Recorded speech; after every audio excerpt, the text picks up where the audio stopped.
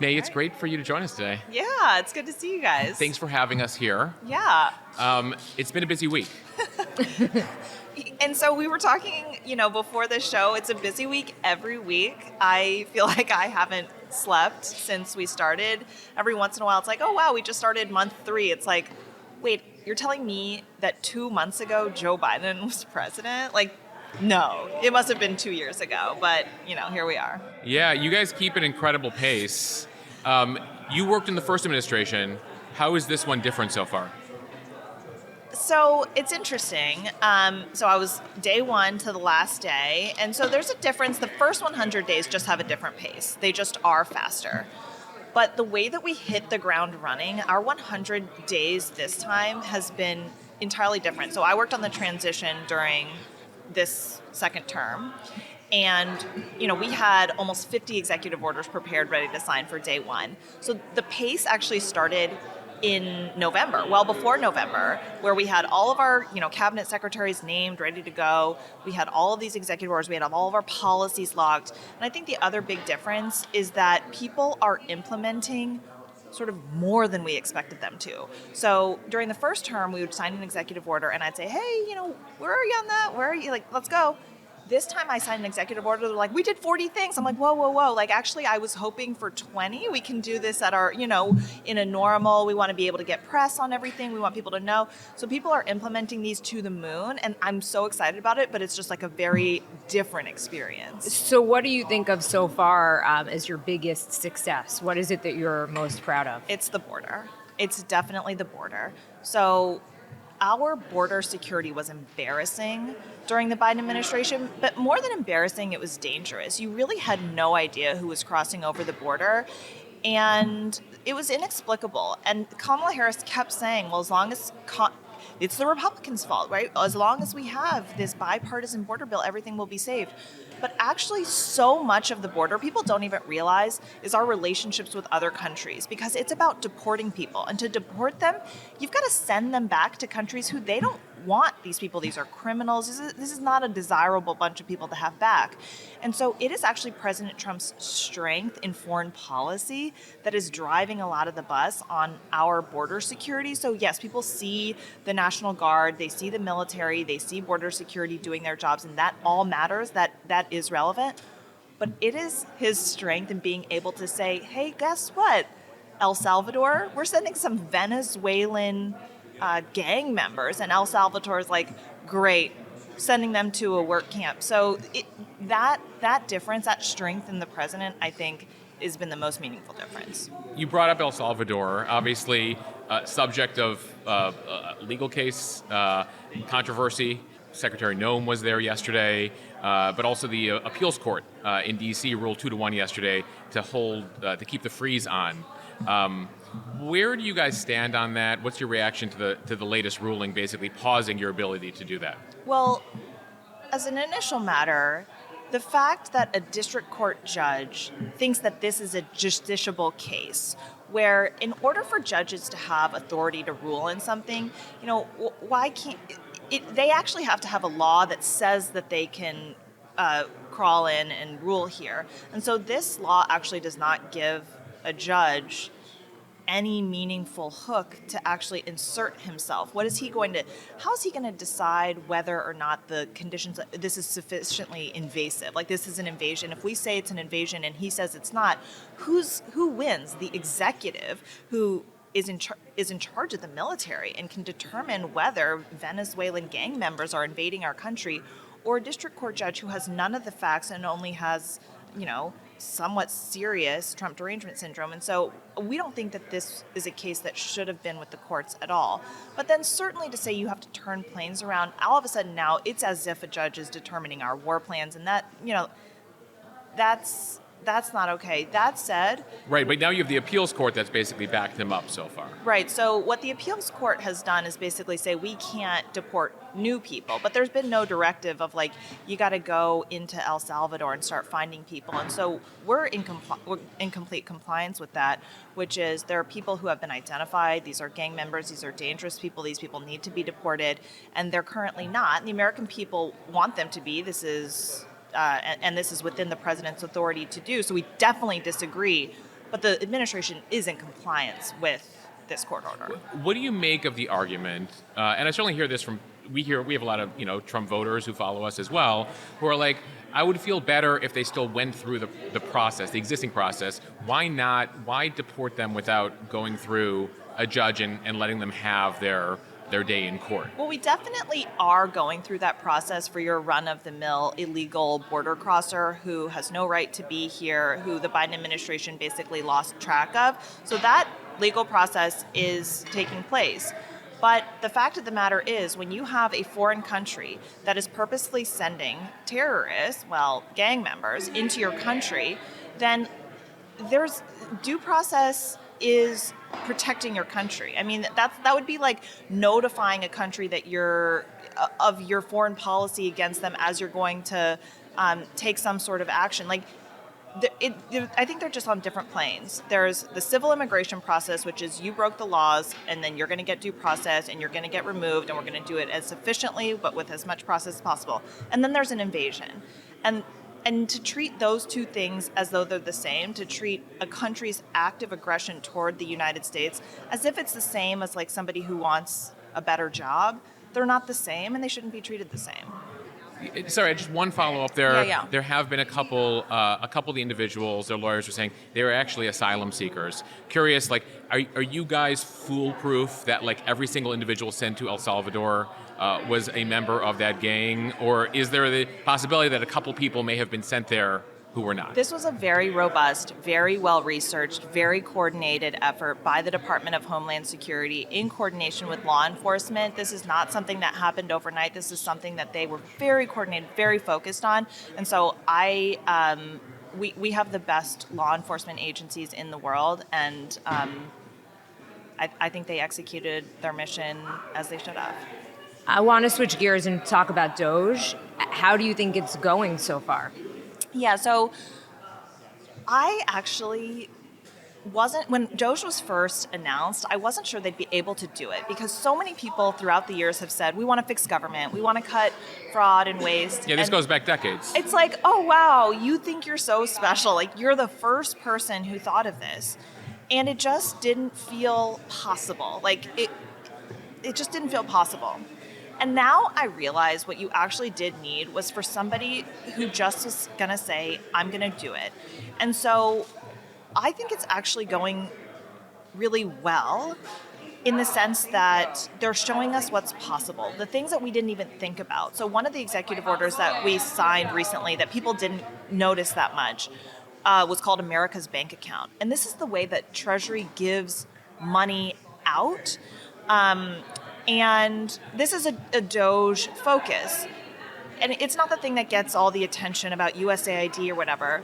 But right now, the Treasury sends money to people without any information whatsoever. So the Department of Education says, send money to these people. Treasury goes, okay. But what Treasury really should be doing is saying, can you give me some information so that I can match and make sure that these people, I'm sending it to the right people. And so various things about increasing data sharing, increasing the certainty of government payments, those types of things, which are obvious fixes to a very dated, very siloed system, it's how anyone would run a business. That's how anyone would run any sort of business. And so those types of fixes people don't see, they're not aware of, but they are generational changes that are going to make sure that people know that there's some accountability to how taxpayer money is being spent.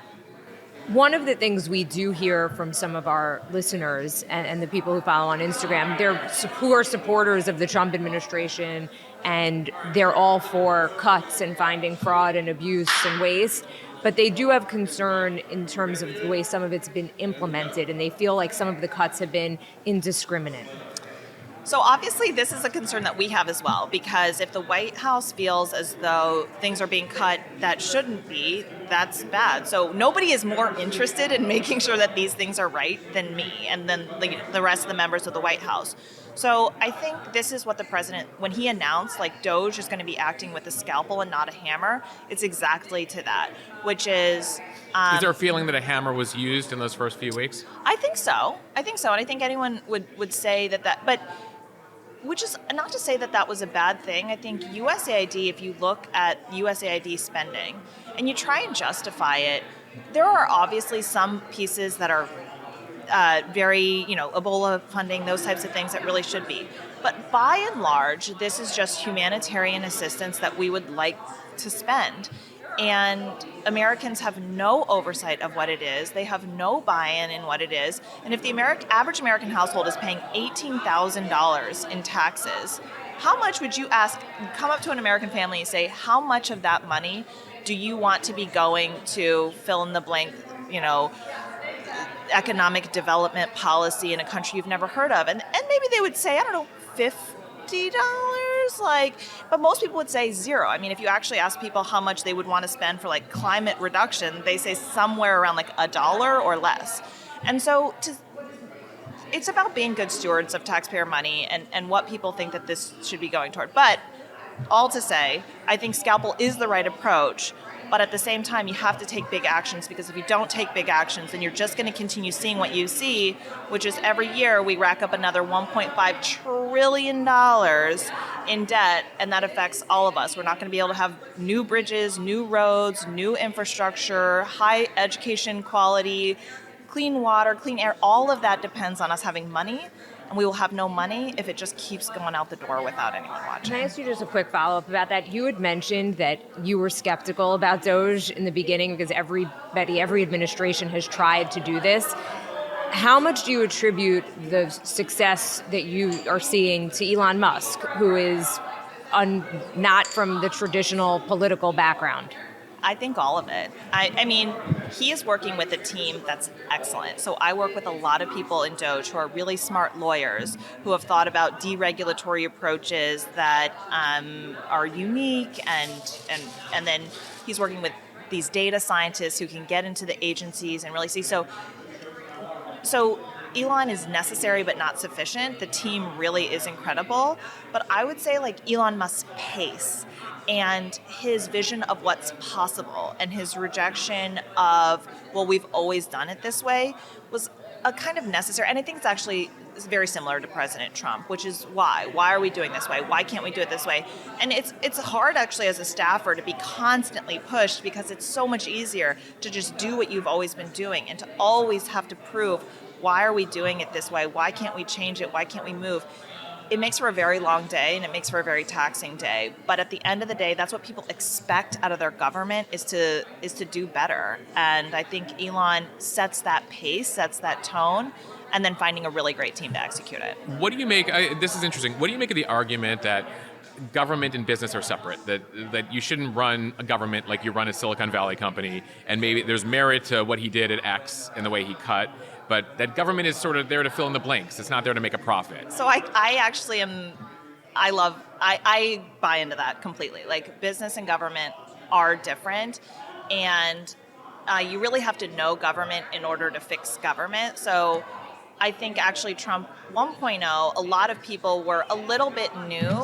And in order to actually change the way government works, you have to know it. You have to be a little bit of an insider. And I felt like the Secretary of Interior ended up being David Bernhardt, and he was the Deputy Secretary for a while. And I thought he actually did the most to improve the government. He was the one who got a lot of people out of Washington and put them in buildings throughout the country. He was the one who helped shrink monuments so that we could cut timber and drill and do all these things. He knew government so he could shrink government. So I think it's actually a match, because you have to have, but you can't have all of that type, because they get a little bit comfortable. So you have to have, I think, some leadership from the business sector who come up with crazy ideas, who reject the status quo. But then in order to actually get the job done, you have to bring some of that legal experience, practical experience dealing with the bureaucracy. A lot of the things that are happening with RIF plans, right, was just where you cut entire departments. You can just cut Reduction in force. Reduction in force. You can cut the entire DEI, whatever. You can cut an entire agency. No business person knows what a RIF is. You actually do need people who have been inside. So that's, I think, the beauty of Doge is, yes, you do have a business sensibility, but a lot of the people who are executing at, for example, the Office of Personnel Management, who no one has ever heard of, these are people who have been around for a while and they know. So it has to be that partnership. It can't just be pure business. So you assure Americans it's not Elon on his own here, that there's oversight and... There is, and there's that conversation. So if I get a list of, hey, I think we're going to do this tomorrow, that'll come to me, and I'm like, let's talk about that. And maybe it is a good idea that, hey, let's do that tomorrow, and maybe it's not, and maybe the answer is somewhere in between. But I think the right solution is a combination of the two.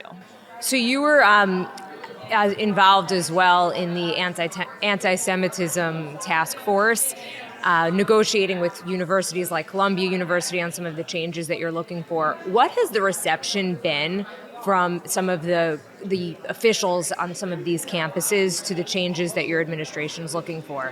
I think that you're going to see a lot of other universities want to make the same changes as Columbia. So I think they finally see that there are consequences. Title VI says that if you are going to get federal funding, that you cannot discriminate on the basis of race or the basis of national origin. So that includes racist, anti-Semitic discrimination. And we had said it during Trump 1.0. Biden kept our executive order, but then, of course, October 7th happens and nothing. I mean, they maybe opened up a couple of investigations, they closed a few, really nothing happened. Now I think there's a sense that, Title VI actually means something now. And this is as much action as anyone has ever seen from any administration on a Title VI investigation ever. And so I think these universities all are taking us seriously, and the next thing that you're going to see is additional universities make these same changes. I think Columbia will be the playbook. They and the administration are making massive changes that are it's not just expelling a few students. These are going to be changes to the way that Columbia does business, and it will reverberate through campuses across the country. Do you feel confident that a lot of the changes that are going to be put in place will stay in place after this administration? So I do have confidence because, like I said, we're not just asking for a few students to be expelled. We're not just asking for a few teachers to be replaced. We are asking for changes that go to the internal workings of universities, how department heads are selected, how coordination with ICE happens on student visas, where your money can come from, disclosure of who's funding some of these things. I mean, these are changes that the public are going to be so in favor of, that if all of a sudden they went dark and they said, you know how it looked like a lot of our money was coming from this very nefarious thing? We're just not going to tell you that anymore. The public's not going to accept that. Is that the type of stuff that you're seeing? Is there anything that the American public would be shocked about that you're finding out regarding funding of universities? So I do think, and we do plan to have some announcements in the future that are going to give people some insight into how these universities are operating. And I think there's a whole system in play that's propping up poor practices in universities, which happens largely through the accreditation process. So, for example, all med schools have one accreditor. All law schools have one accreditor. And so these accreditation bodies look at the way that you're doing business and say whether you're qualified or whether you're not qualified. So when we attack the root cause of why some of these universities are racist to their core, some of it comes back to what the accreditors are looking for. So the changes that we are going to make and the announcements that we're going to have and the transparency that the American people are going to see, I think is going to change people's minds about higher education. Thanks for joining us, May. Yeah, thank you.